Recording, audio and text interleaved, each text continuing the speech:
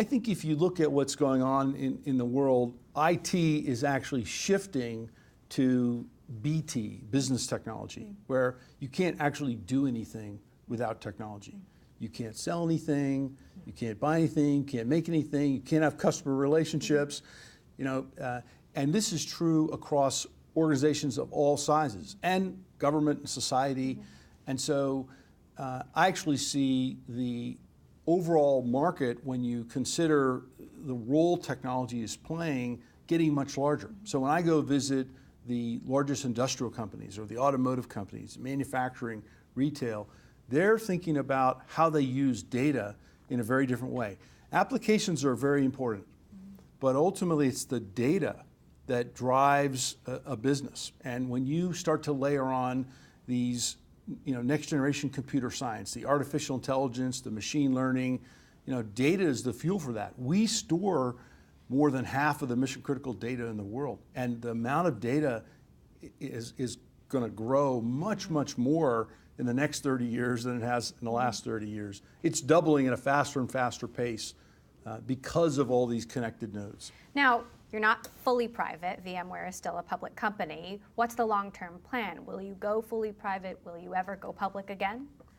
Don't have any plans to change our structure. We're very happy with our privately controlled structure. We have 2 public companies in the group, and it's working quite well. So we talked about M&A earlier. You said you were going to do a lot of M&A, but it's been fairly quiet. Why is that? Is it valuations? Are you not seeing anything you like out there? We've done some M&A inside VMware, done a little bit in Dell EMC, and look, we'll continue to explore M&A. Our Dell Technologies Capital Group is investing in about 1 company a week in new businesses that we're finding that are out 36, 48 months into the future, working on new things.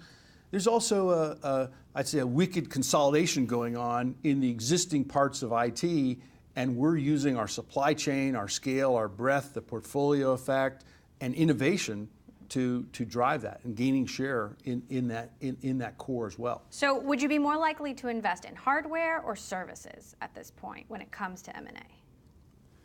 If you look at the things we're investing in, it's artificial intelligence, machine intelligence, next generation processor architectures to enable those new computing models.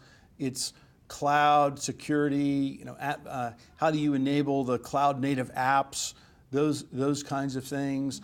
We're pretty good at hardware, right?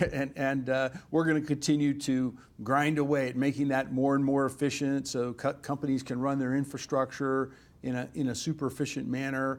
And look, we've got a massive innovation engine internally and with our partners to help make sure we continue to gain share. So when you look at the competitive landscape, who can challenge Dell more than it has? There's no shortage of competitors. I mean, we happen to be doing well relative to our competitors. I think the best way for us to plot our future is really to listen to our customers. If we're going around following our competitors, that's not really a great strategy. HPE, is it still the rival it once was? They're not doing so hot these days, and that's a better question for them. But I mean, we're clearly gaining share, and they're clearly losing share. And some of it is this portfolio effect. I think our innovation engine is on high. We've passed them in servers. We're far bigger than they are in storage. And look, customers ultimately will vote with their feet and their dollars, and they're voting for Dell Technologies.